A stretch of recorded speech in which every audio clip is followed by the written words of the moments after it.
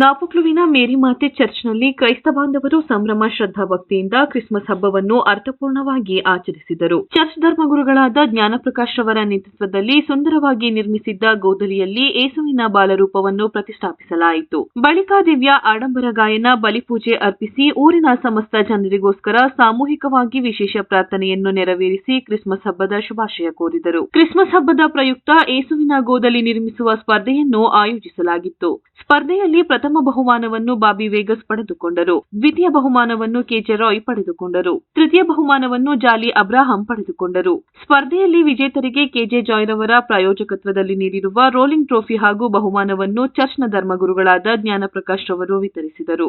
ಇದೇ ಸಂದರ್ಭ ಸಾಂತಾಕ್ಲಾಸ್ ವೇಷಧಾರಿ ಮಕ್ಕಳ ಸಾಂಸ್ಕೃತಿಕ ಕಾರ್ಯಕ್ರಮದಲ್ಲಿ ಪಾಲ್ಗೊಂಡ ಮಕ್ಕಳಿಗೆ ಉಡುಗೊರೆ ವಿತರಿಸಿದರು. ಬಳಿಕ ಕೇಕ್ ಕತ್ತರಿಸಿ ಎಲ್ಲರಿಗೂ ಹಂಚುವ ಮೂಲಕ ಪರಸ್ಪರ ಹಬ್ಬದ ಶುಭಾಶಯ ವಿನಿಮಯ ಮಾಡಿ ಸಂಭ್ರಮ ಸಡಗರದಿಂದ ಕ್ರಿಸ್ಮಸ್ ಹಬ್ಬವನ್ನು ಆಚರಿಸಿದರು. ಹಬ್ಬದ ಪ್ರಯುಕ್ತ ಚರ್ಚ್ನಲ್ಲಿ ನಿರ್ಮಿಸಲಾದ ಭವ್ಯ ಏಸುವಿನ ಗೋದಲಿ ಹಾಗೂ ಚರ್ಚ್ನ ದೀಪಾಲಂಕಾರ ನೋಡುಗರ ಗಮನ ಸೆಳೆಯಿತು. ಈ ಸಂದರ್ಭ ದೇವಾಲಯ ಆಡಳಿತ ಮಂಡಳಿಯ ಪದಾಧಿಕಾರಿಗಳು, ಯುವಕ ಸಂಘದ ಸದಸ್ಯರು, ನಾಡಿನ ಎಲ್ಲ ಕ್ರೈಸ್ತ ಬಾಂಧವರು ಪಾಲ್ಗೊಂಡಿದ್ದರು.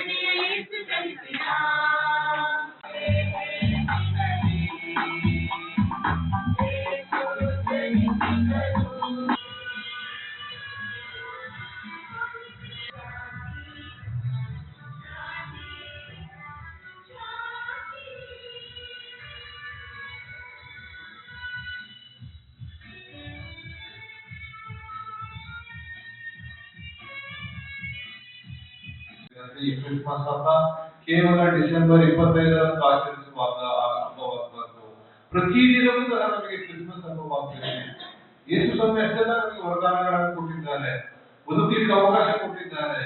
ಗಾಳಿ, ನೀರು, ಊಟ, ಮನೆ, ಒಂದು ದೇವಾಲಯ, ಒಂದು ಧರ್ಮ ಕೇಂದ್ರ, ಗುರುಗಳು, ಧರ್ಮಕ್ಷೇತ್ರ ಎಲ್ಲವನ್ನ ಕುಳಿತುಕೊಂಡು ಯೋಚನೆ ಮಾಡಿದ್ರೆ ಗೊತ್ತಾಗ್ತದೆ. ಹೌದಲ್ವಾ ಅನ್ನುವಂತಹ ಪ್ರಶ್ನೆ ನಮ್ಮ ಮನಸ್ಸಿಗೆ ಮೂಡ್ತದೆ. ಪ್ರಿಯ ಸಹೋದರ ಸಹೋದರಿಯರೇ, ಯೇಸು ಸ್ವಾಮಿ ಆ ಜನನದಿಂದ ಇಷ್ಟೆಲ್ಲ ಅವಕಾಶಗಳು, ಇಷ್ಟೆಲ್ಲ ಸುಧಾರಣೆಗಳು, ಇಷ್ಟೆಲ್ಲ ಸಮೃದ್ಧಿ ನನಗೆ ನಿಮಗೆ ಸಿಕ್ಕಿರ್ಬೇಕಾದ್ರೆ ನನ್ನ ಜನನದಿಂದ